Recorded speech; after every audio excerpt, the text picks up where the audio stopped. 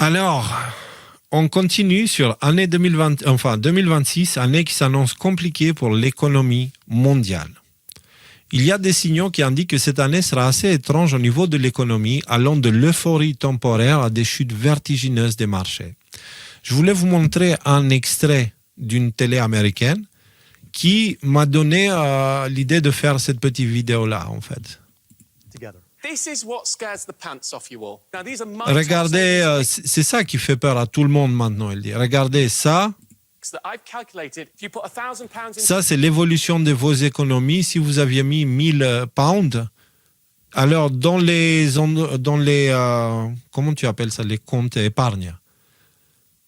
Si tu avais mis ça dans des comptes épargne, l'inflation aurait été plus forte, donc dans ton compte épargne, tu aurais perdu de la valeur si tu les laissais.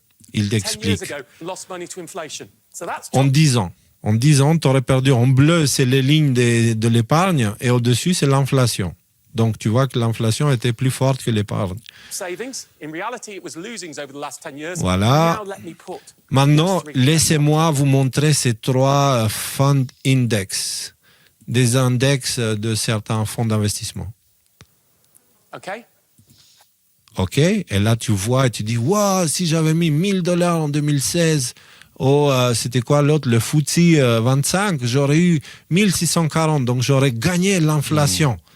Et si je l'avais mis dans, c'est quoi l'autre, MSCI international, j'aurais eu 3000, je l'aurais presque triplé. Et puis si je l'avais mis dans le S&P 500, j'aurais eu 3800.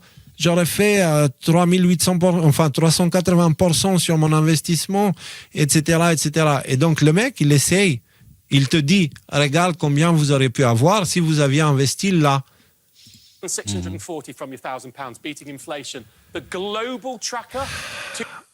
Quel est le problème avec ça?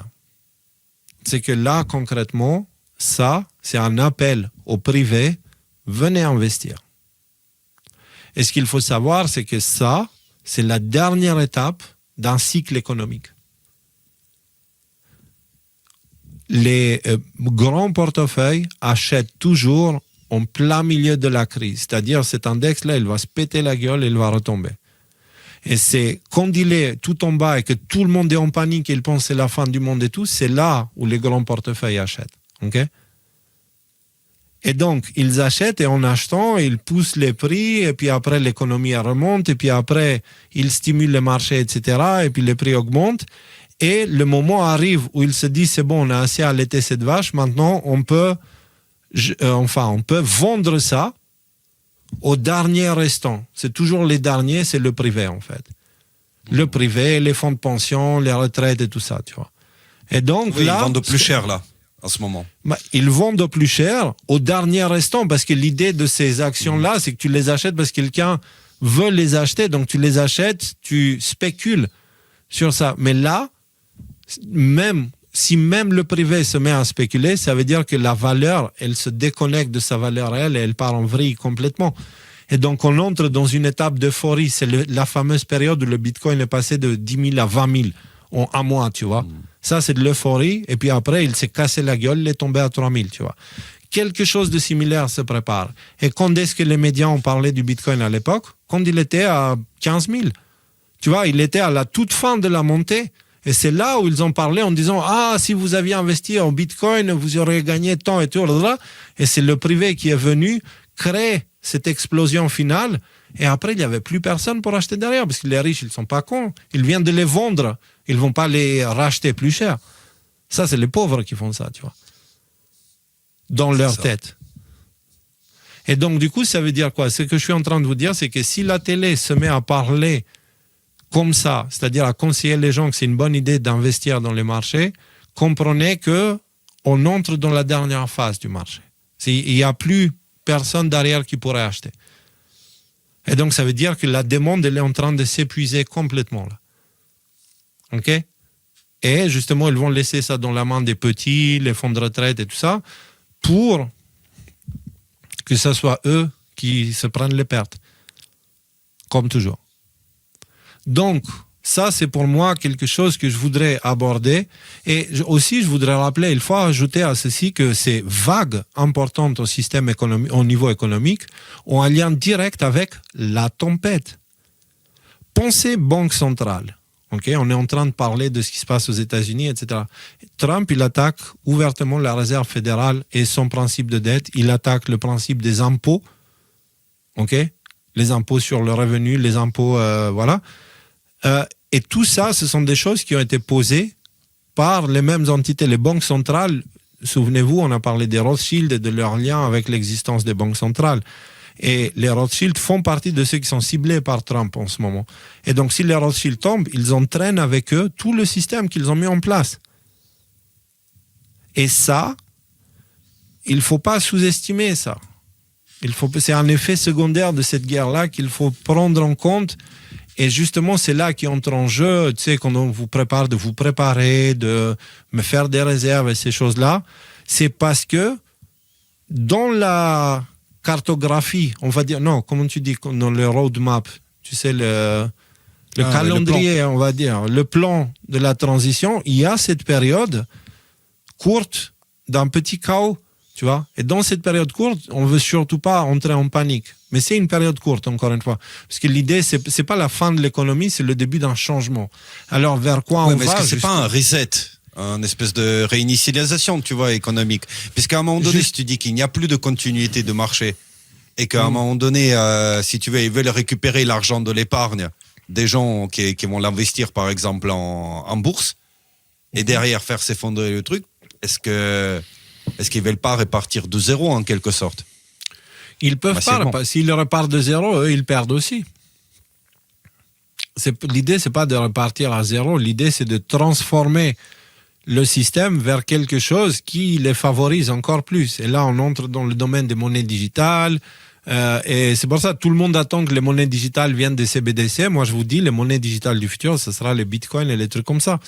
C'est sur ça qu'ils vont construire. Et puis, à un moment donné, pour avoir un portefeuille bitcoin, ce sera obligatoire parce que les bitcoins peuvent être marqués. Okay? Et donc, du coup, ils peuvent savoir d'où vient un bitcoin. Donc, s'ils arrivent à mettre un nom sur un portefeuille, ils peuvent tout suivre. Et je pense qu'à un moment donné, ça sera obligatoire comme ça l'est maintenant. C'est obligatoire, enfin, pour ceux qui ne connaissent pas, ils passent par les marchés classiques, ils doivent donner leur nom, toutes leurs informations. Et du coup, la plateforme de trading, quand cette personne emmène des bitcoins, elle sait d'où viennent ces bitcoins. Elle peut les retracer, tu sais. Et donc, du coup, bref, pour le traçage, le bitcoin, c'est, voilà. Pour moi, c'est la fin de la liberté, la fin de la vie privée en termes financiers. Les monnaies digitales. Et je dis encore une fois, le bitcoin, ça a été posé pour préparer psychologiquement les gens à ce marché-là. Est-ce que c'est le bitcoin qui va rester le truc? J'ai l'impression que oui, c'est bien parti pour. Donc, mais avant qu'il devienne la monnaie principale pour tout le monde, je pense qu'il y a un dernier pétage de gueule. Donc, faut pas s'enflammer non plus avec le bitcoin pour le moment. Juste garder un œil sur l'économie. Parce qu'encore une fois, ce qui provoque cette situation-là, c'est que le système financier il est arrivé à bout. C'est un système sur un principe de dette au lendemain. Et le lendemain du remboursement est là. Et maintenant, ce système ne peut plus aller en se surendettant sur son avenir. Tu vois, parce qu'il a surendetté l'avenir de nos enfants, de nos petits-enfants, de nos arrière-petits-enfants. On a endetté plein de générations juste pour que nous, on puisse avoir la vie qu'on a, tu vois. Et elle n'est même pas terrible, la vie qu'on a. Donc, je ne sais même pas si ça vaut de ces sacrifices-là. Donc, cette économie arrive à ses fins. Gardons un œil ouvert sur ça. En soi, c'est une bonne nouvelle. En soi, c'est une bonne nouvelle parce que cette économie-là, la façon que le monde s'est organisé économiquement, c'est ce qui a transformé l'humanité à une humanité matérialiste, égocentrique, un peu narcissique et tout ça. Donc c'est on a eu le système qui nous a éduqués, quoi. Voilà. J'ai aussi vu passer l'information rapidement que le prix de l'argent, tu sais, l'argent, le métal, a vraiment explosé ces derniers temps, tu vois, dans le dernier mois. Et ça a beaucoup discuté du fait que ça a explosé. Et ça annonce le fait qu'il y a une grande instabilité justement avec les monnaies fiduciaires qui s'annoncent. Ouais, attends, ça veut dire qu'il y a une très très grosse demande pour l'argent. Alors déjà, je vois l'or et je veux voir le silver. Hop. Ouais. Alors, si je regarde comme ça, oui. Oui. Hop. Ouais, il a pratiquement doublé, en fait. Ouais, c'est ça. Et normalement, la fluctuation des métaux précieux, il est relativement lente par rapport à tout le reste.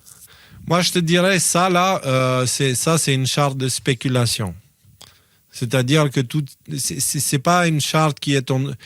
Là, comme ça monte, c'est pas une charte qui montre une montée raisonnable parce que les gens progressivement réalisent la valeur de l'argent, le métal. Non. C'est parce qu'il y a des narratifs qui le poussent pour que ça fasse ça dans le prix. Parce que si tu regardes bien, tu vois, tu as le prix, comment il a monté ces derniers temps. Tiens, si je change la charte, allez, on fait une petite analyse vite fait. La dernière fois où il y avait monté équivalent, c'était en juillet 2019-2020. Si tu regardes, ça ressemble un peu à la... Regarde. Hop, comme à la charte de Bitcoin, tu sais, 20 000, hop, après c'est descendu, après c'est remonté, après ça s'est pété la gueule, c'est allé sur le côté. Après, il y a eu ici l'événement marquant qui a vidé les mains les plus faibles. Et puis après, hop, recumule à nouveau. Et une fois que tout le monde avait acheté, hop, on balance le narratif, ça double le prix. Et les gens qui sont en train d'acheter là-haut maintenant vont probablement le regretter dans pas longtemps. Parce que le truc, c'est que ça, c'est l'argent qui le fait. Mais si tu vas sur l'or, l'or, il n'est pas en train de suivre le même chemin, en fait. Moi, si, quand même l'or, il fait ça. Ouais, non, l'or, il avait accéléré avant. Tu vois, l'or, il avait accéléré avant parce que là, on est en semaine. Il y a un décalage. Et là, il est retombé. Ils sont... Ouais, tu vois. En plus, là, ça, techniquement, c'est pas très joli. En fait, quand tu as une pointe comme ça tombe, après, ça monte. Et avant de monter, ça retombe. Écoute, c'est de la spéculation. Mais comme tu peux voir, la montée de l'or, elle est un peu plus progressive quand même. Non, même pas. Même pas. Il y a des trucs qui se passent. Pour moi, ça, c'est de la spéculation. Les gens, ils sont en train d'entrer par panique, en fait. Et ça va pas rester comme ça. C'est pas c'est pas des trucs qui font que vers le haut. Donc, alors, en tout cas, pour l'économie, c'est, comme on l'a toujours dit, c'est bien d'avoir un peu, si possible, là, parce que tout le monde n'a pas les moyens, un tout petit peu d'or, en petites pièces, si jamais, un petit peu d'argent, etc. Mais n'oubliez pas que les deux ne se mangent pas. Donc, au final, ce qui a le plus de valeur, c'est les terres, c'est les graines, c'est des choses qui nous permettent de vivre et d'être en bonne santé. Donc, n'oublions pas l'essentiel. Justement, tout ça, c'est censé nous rappeler l'essentiel. En tout cas, on garde un œil sur l'économie parce qu'il se trouve qu'on a quelques compétences là-dedans et on a quelques contacts qui peuvent nous éclairer, nous guider. Voilà.